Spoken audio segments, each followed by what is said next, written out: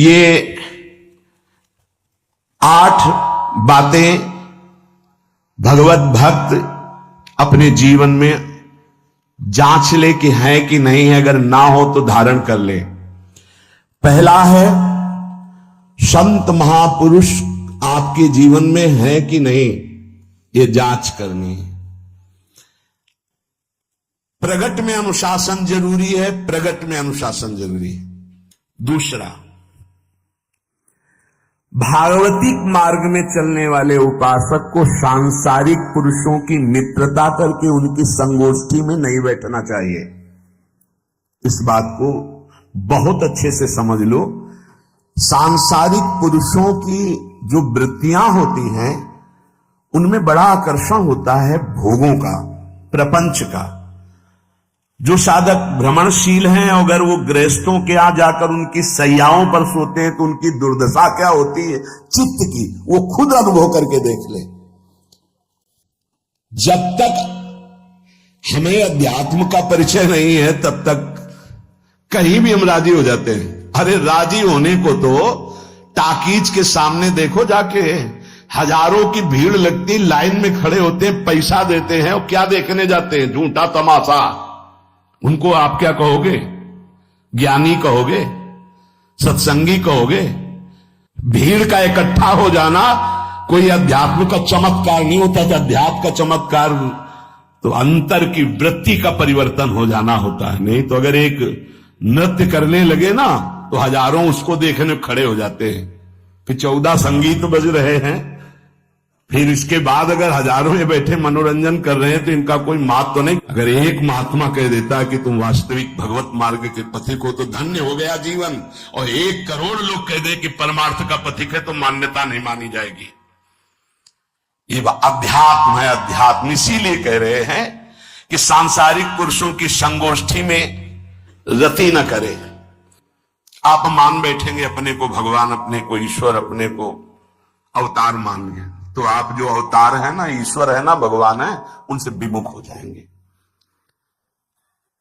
यहां जो भी अवतरित हुए हैं भगवत पार्षद, वो सदैव दैन्य ही रहे हैं। आप देख लीजिए, उच्च कोटि के महापुरुष चाहे जितनी ऊंचाई पर चढ़े हों, सदैव भगवान की ही स्थापना की है।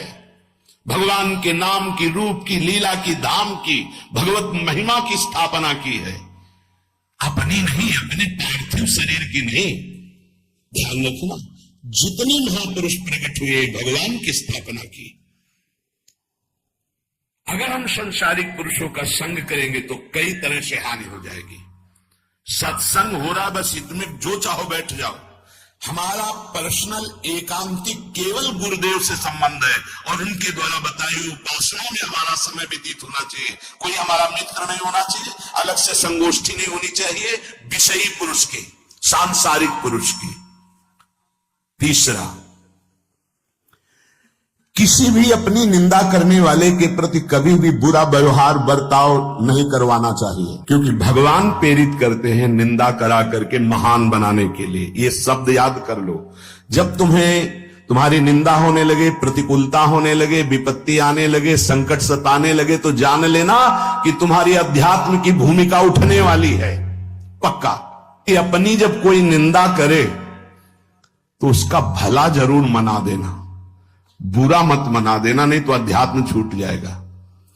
अपने पास सामर्थ्य होने पर नीचापमानम सुधा, वो नीच है, मुझ पर शासन कर सकते हैं, पर उसके द्वारा किए हुए अपमान को सह गए और अंदर से मनाया, भगवान तुम्हें सुखी रखे, स्वस्थ रहो, और कभी भी हम आपका विरोध नहीं करेंगे। जब अवसर मिले तब फिर हमारी निंदा करना, भगवान तुम्हें स्वस्थ रखे, तुम्हारा कभी अमंगल न हो। ध्यान रखना, अध्यात्म। चौथा, अपने मुख से कभी किसी की निंदा ना करना। निंदा व्यक्तिगत नाम लेकर के की जाती है। सिद्धांत सार्वभौम वर्णन होता है। जैसे हम कह रहे हैं, वो निंदा सिद्धांत के विपरीत आचरण में जो चलते हैं उनकी है, कौन है, नाम नहीं है। जो मांग लेने की इच्छा का त्याग करके हम अपने समीप जो भी आवे, छोटा बड़ा सबको प्यार और मान देना। दूसरों को मान देने का स्वभाव रखना, चाहे छोटा बच्चा ही क्यों न हो।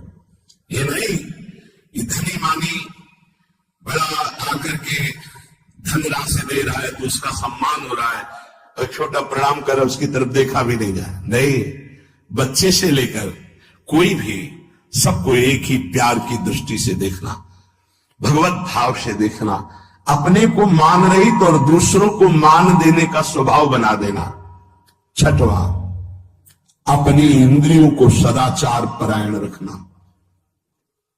इंद्रियां ये सदैव व्यभिचार की तरफ भागती है। नेत्र व्यभिचार दोष, बार बार दूसरों के प्रति देखना आकर्षणकारी, कैसा भी दोष अंदर का भाव हो, नेत्र दोष, दूसरों की बातें सुनना श्रवणेंद्रिय दोष, वाणी से दूसरों की चर्चा करना वाणी, ऐसे हर इंद्रिय अपने व्यभिचार में जाना चाहती है। सदाचार परायण उपासक होता है। अगर उपासक में सदाचार इंद्रियों की पवित्रता नहीं है तो ढकोसला किसी को कुछ नहीं रहेगा। एक अच्छे से समझ लो, इंद्रियों का विलास चल खुला दिखाई देता है, खुला तो एक दृष्टि होती है उसमें दिखाई देता है। अंतर में ब्रह्म बैठा हुआ शांत मौन है और ये समझ नहीं पा रहा, केवल नाटक पे लगा हुआ है। अपना मन, अपनी इंद्रियां यदि संयम में नहीं है, सदाचार में नहीं है तो ढकोसला ही है, आडंबर ही है, नाटक ही है। पक्का समझ लीजिए, अगर वो संयम ही नहीं है, जितेंद्रिय नहीं है, मनोनिग्रह नहीं, तो अध्यात्म क्या है? क्या प्रवचन हो रहा है? किस बात का प्रवचन हो रहा है? जो अनुभव हुआ उसका हो रहा है, शास्त्र सम्मत हो रहा है। जितेंद्रियता नहीं, इंद्रिय निग्रह नहीं, मनोनिग्रह नहीं। सातवां, किसी भी पद को साधक कभी स्वीकार न करे। समाज में बड़े पद मिलते हैं, यहां भगवत प्राप्ति की वार्ता हो रही। किसी भी पद, किसी भी सम्मान को स्वीकार न करे। आठवां, ये आखिरी, किसी भी परिस्थिति में अपने आराध्य देव का चिंतन ना छूटने पावे। पूर्णता।